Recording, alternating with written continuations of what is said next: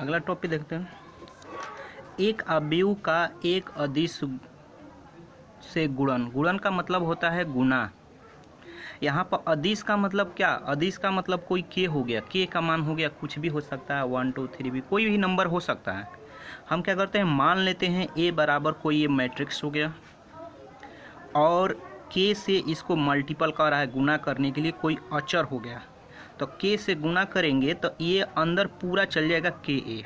ठीक है, जैसे एग्जाम्पल में ए बराबर ए लिखे हैं, यहाँ पर के हो गया, के जब के ए का मान पुटअप करने के से जब गुना करेंगे, अचर पर जब शुरू से गुना करते हैं तो ये सबसे बारी बारी से क्या होता है कि गुना कर हो जाता है। के ए फिर के बी फिर के सी फिर के डी, बारी बारी से गुना हो जाता है। अब इसी तरह से हम एक और एग्जाम्पल लेते हैं, दूसरा एग्जाम्पल।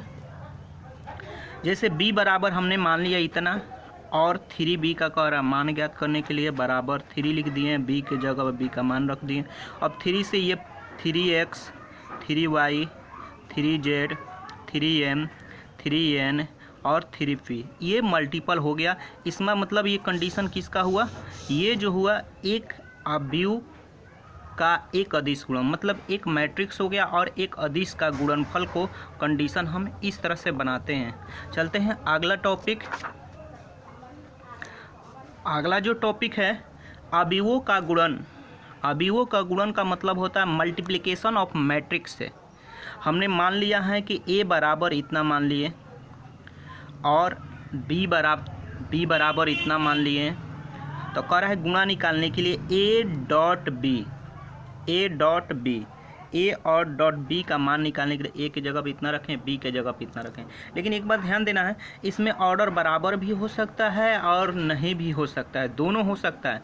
लेकिन हम कैसे चुनेंगे कि ये गुणा संभव है और नहीं भी है? तो हम क्या करते हैं, देखते हैं दोनों मैट्रिक्स का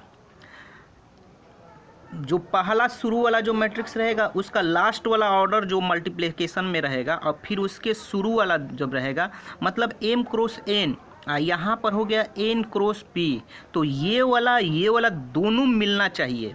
जब ये दोनों मिलेगा तभी ये क्या होगा, मैट्रिक्स संभव है। तो हमने क्या किया, a और b मान लिए हैं, ए और बी दोनों मिल रहा है, तो दोनों मिल रहा है तो इस दोनों को हटा देंगे और अंदर वाला में समेसन हो जाएगा। तो समेसन का मतलब होता है, जिसको हम समेसन का इसका इसको हम सिग्मा पढ़ते हैं। सिग्मा का मतलब होता है योग का मतलब जोड़, ये तो पता है। तो इस तरह से हम लोग इसको क्या करते हैं कि इसमें सिग्मा आ जाएगा और देखो यहाँ पर जे है तो दोनों हट जाएगा, तो ये आई बचेगा और के बचेगा, तो ये एम एन और एन हट जाएगा, तो यहाँ पर क्या है, एम और एन ऑर्डर का हो जाएगा। जैसे हम एक एग्जाम्पल में यहाँ पर हम देख लेते हैं पहले संभव है कि नहीं है। एग्जाम्पल ए बराबर यहाँ पर मान लिए 3 क्रॉस 2 का हो गया और बी बराबर मान लिए है बी जे के हो गया। तो हम इसका जब यहाँ पर लेते हैं तो आई देखते हैं, यहाँ पर 2 है, यहाँ पर 3 है। इसका ऑर्डर जो 3 क्रॉस 2 का है, ये भी 3 क्रॉस 2 का है, लेकिन यहाँ पर 2 का है और यहाँ पर 3 का है। दोनों का जो है यहाँ पर लास्ट वाला इसका देखते हैं, शुरू वाला देखते हैं, दोनों बराबर है, नहीं है। जब बराबर नहीं है तो ये मैट्रिक्स संभव नहीं है। अगर यही जब एग्जाम्पल में ए बराबर हम इसको ऐसे लिख देते हैं 2ij, अब 3 क्रॉस 2, अब बी बराबर मान लेते हैं बी जे के, तो ये 2 क्रॉस 3 कर देते हैं। ठीक है, क्या करते हैं, 2 क्रॉस 3 कर देते हैं। तो अब कह रहा है कि एक डॉट बी का मान कह रहा है निकालने के लिए, पहले चेक करें ये संभव है कि नहीं। तो ए का मान कितना है, ए आई जे और 3 क्रॉस 2 और डॉट बी का मान है बी जे के, ये हो गया 2 क्रॉस 3 का। ठीक है, अब हम देखते हैं कि ये शुरू वाला इसका लास्ट वाला इसका शुरू वाला दोनों मिल रहा है, तो मिल रहा है जब दोनों, तो अब दोनों मिल रहा है तो अंदर हम बताएं कि सिग्मा हो जाता है।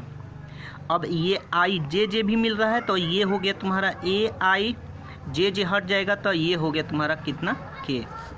ये ऑर्डर क्या होगा, 2 हट जाएगा, 3 ऑर्डर 3 का होगा। तो ये क्या है तुम्हारा, संभव है। ये मैट्रिक्स क्या है, संभव है। इस तरह से हम लोग संभव और असंभव मैट्रिक्स को हम पहचान सकते हैं कि ये गुणा संभव है कि नहीं है। तब हम चलते हैं हम सूत्र का निर्माण करते हैं, जिस तरह से हम लोग क्या करते हैं कि मैट्रिक्स मल्टीप्लिकेशन ऑफ मैट्रिक्स का मान क्या करते हैं कि ज्ञात करते हैं। जैसे मान लेते हैं ए बराबर हमने मान लिया इतना तथा बी बराबर हमने इतना मान लिया, ठीक है। तो कह रहा है कि ए और बी का मान, तो ए के जगह पर इतना रखे हैं, बी के जगह पर इतना रखे हैं।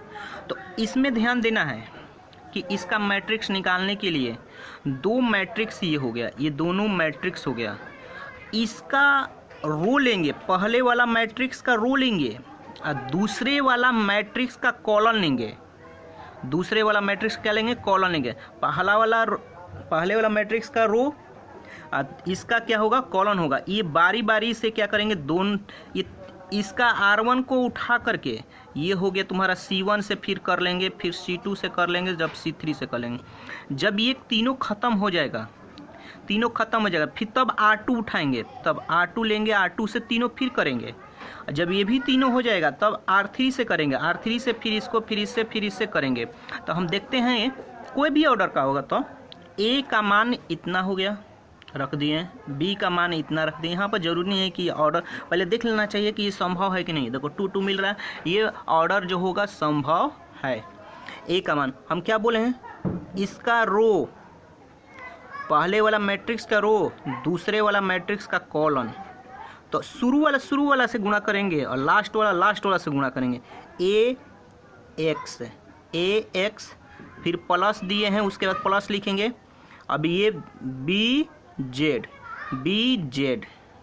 हुआ, इसको उठाएंगे। अब एक ही से नहीं उठा करके दोनों से कर देंगे, नहीं, इसको बारी पहला वाला से, दूसरा वाला से।